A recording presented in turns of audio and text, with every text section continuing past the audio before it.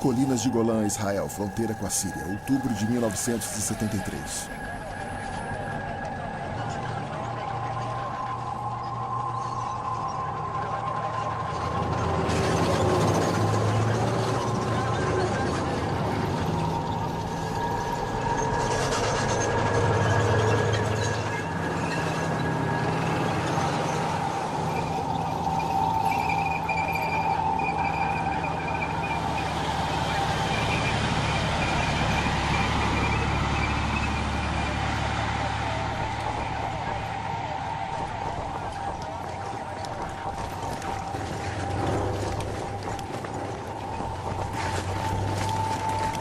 perigo, Minas.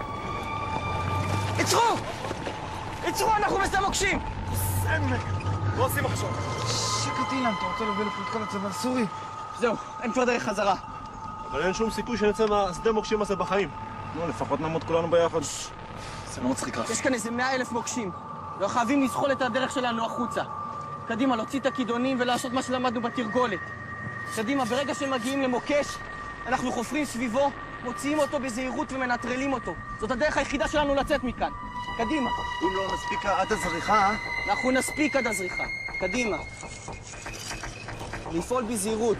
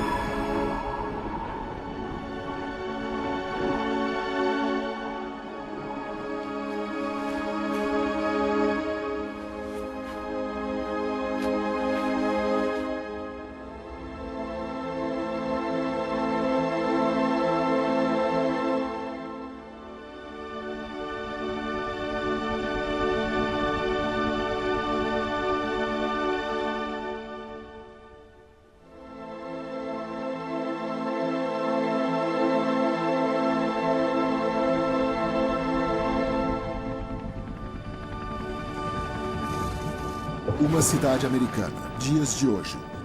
Uma distribuição BV Filmes. É o suficiente. Contra todas as adversidades, Israel resiste. Esteja pronto para entrar no estúdio ao vivo. Versão brasileira Duplamix Rio. Prepare-se para colocar uma cena ao vivo na linha 2.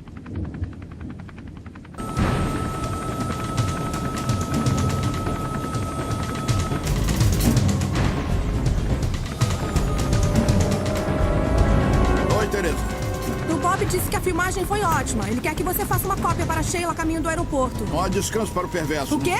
Deixa pra lá, diz que eu farei. Sabe que tá atrasado, não é? Eu nunca me atraso, Tereza.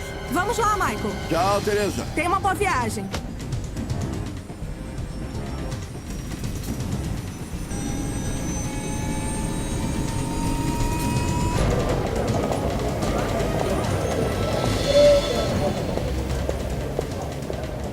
Kevin, vamos lá de novo. Sim, senhor.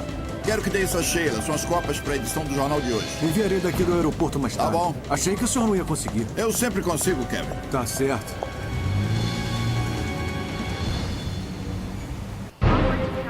Meu nome é Michael Greenspan. Thomas, você me convença. Como vai? Eu sou um daqueles jornalistas investigativos que você vê à noite na televisão. Às vezes, nosso esforço traz mudanças duradouras. Outras vezes, o que fazemos é contestável. E nós nem sempre temos as respostas, mesmo quando parecemos tê-las. Algumas histórias falam de vida e morte. E às vezes há aquelas histórias que nos tocam profundamente. É algo quase eterno. É por isso que esta noite eu estou neste voo para Tel Aviv. Essa história começou com a ligação de um velho amigo. Vamos lá, vamos lá. 3 semanas antes. Notícia, é muito Isso, me importante passa, para todos me nós. passa esse material. Uma produtora em Los Angeles estava fazendo um filme sobre fenômenos inexplicáveis durante as guerras de Israel. Já que algumas dessas histórias estavam sendo chamadas de milagres, eles queriam saber se eu estava interessado. Sim. Eu recebi a encomenda. Pessoalmente, eu achava difícil crer em milagres e sobre a questão de ter uma mão divina cuidando da vida das pessoas para que elas alcancem algum propósito celeste na Terra. Muitas coisas ruins aconteciam com pessoas boas para que eu pudesse acreditar nisso. Mas claramente algo além do entendimento deles aconteceu com muitas pessoas racionais e inteligentes. Tá, e quero outros detalhes. Mas milagres? Como eles podem saber disso? Eu não pude escapar da possibilidade que essa missão poderia explicar como o meu povo pôde sobreviver a 2000 anos de exílio e então construir uma nação do nada. Se milagres existem, a própria Israel deve ser um. Das cinzas do Holocausto, ela tinha somente um dia de vida quando foi atacada por 12 exércitos e todo mundo esperava que ela seria aniquilada.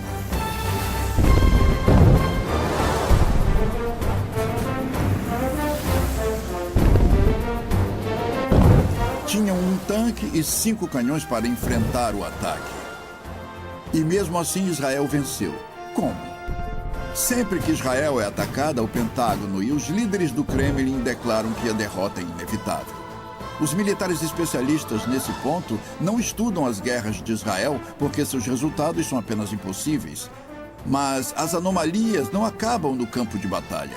Como o hebraico se tornou a única língua morta do mundo a ser revivida depois de 2000 anos? Por que milhões de pessoas deixariam suas casas e se mudariam para uma terra seca e deserta para constituírem novas vidas para si mesmas? Como essas pessoas lidam em se mudar para uma terra onde 80% é deserto e como elas fizeram dessa terra uma das maiores exportadoras de comida e flores do mundo? Por que alcances incríveis na ciência, na medicina e novas tecnologias acontecem aqui em uma concentração muito maior do que em qualquer outro lugar? Não há respostas lógicas. Alguns dizem que essas coisas só podem ser explicadas como milagres. Mas são mesmo? Decidi aceitar a missão. Não falei para os produtores sobre os meus sentimentos. Alô? Oi, Romy.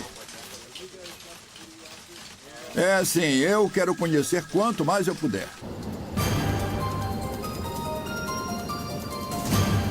Senhoras e senhores, logo pousaremos no aeroporto Davi Ben-Gurion em Tel Aviv. Por favor, chequem seus cintos de segurança e se seus pertences estão armazenados. Bem-vindos a Israel.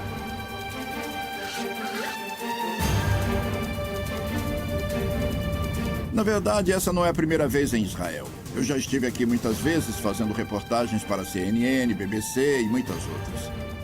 Certamente não sou religioso, mas de alguma forma eu me sinto em casa quando estou aqui. O caminho do aeroporto para Jerusalém dura cerca de 30 minutos. Mas uma vez que você entra na velha cidade, parece que você viajou por séculos. Jerusalém tem 3.000 anos. É santa para judeus, muçulmanos e cristãos. Esta é a cidade de Davi, onde Salomão construiu o templo, onde Deus disse que ele sempre habitaria cuidando do seu povo escolhido. Melhor que todos os lugares para procurar por milagres, este é o lugar.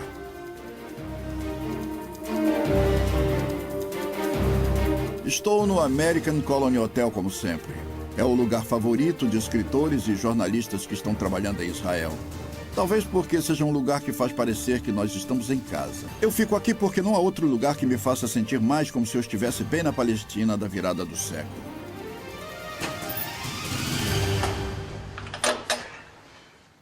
Quarto 6 do American Colony Hotel. É um lugar maravilhoso. Mas eu não terei muito tempo para aproveitá-lo. Só tenho 12 dias. 12 dias para achar a verdade e contar essa história, independente de qual seja. Não é tempo suficiente, mas nunca é. Nós começamos amanhã. Segundo dia. Se você crê na Bíblia, a história de Israel está cheia de milagres. Eu aprendi essas histórias quando era menino. O Mar Vermelho se abrindo, o sol que não se pôs para que Josué pudesse finalizar uma batalha, Davi matando o gigante Golias, Se essas histórias não são somente fábulas, então não seria impossível de elas acontecerem ainda hoje. Hoje eu estou investigando uma história dessas. 2 milagres que supostamente ocorreram no mesmo lugar em séculos diferentes. A 8 milhas a norte de Jerusalém há uma cidade antiga chamada Micmas. A maioria das pessoas nem deve ter ouvido falar nela, mas aparentemente 2 histórias aconteceram aqui com uma diferença de 3.000 anos. Uma história está na Bíblia, e a outra foi relatada nos jornais britânicos da Primeira Guerra Mundial e nas memórias do Major Vivian Gilbert, que esteve aqui em 1917. Se um milagre aconteceu aqui, eu quero descobrir por mim mesmo. Este historiador vive aqui e fala sobre o que é chamado de o Milagre de Micmas. Este lugar é chamado de Vale de Micmas, e esse é um lugar histórico, onde podemos ver, de acordo com a Bíblia, aquela rocha grande é Sene e a outra rocha é Bozes.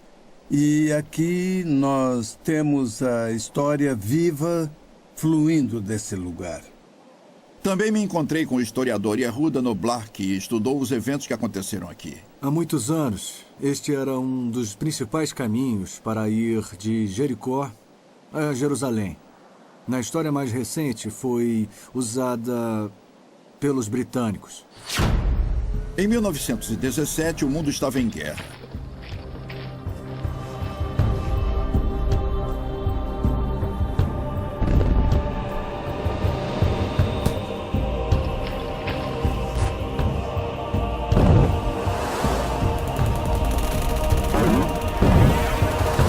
A decisão dos turcos em se juntar à Alemanha contra a Inglaterra e a França provocou o fim do Império Otomano. Os turcos haviam dominado a Palestina por 400 anos. Em setembro, o general Allenby chegou ao Cairo. Em dezembro, Jerusalém estava nas mãos dos britânicos.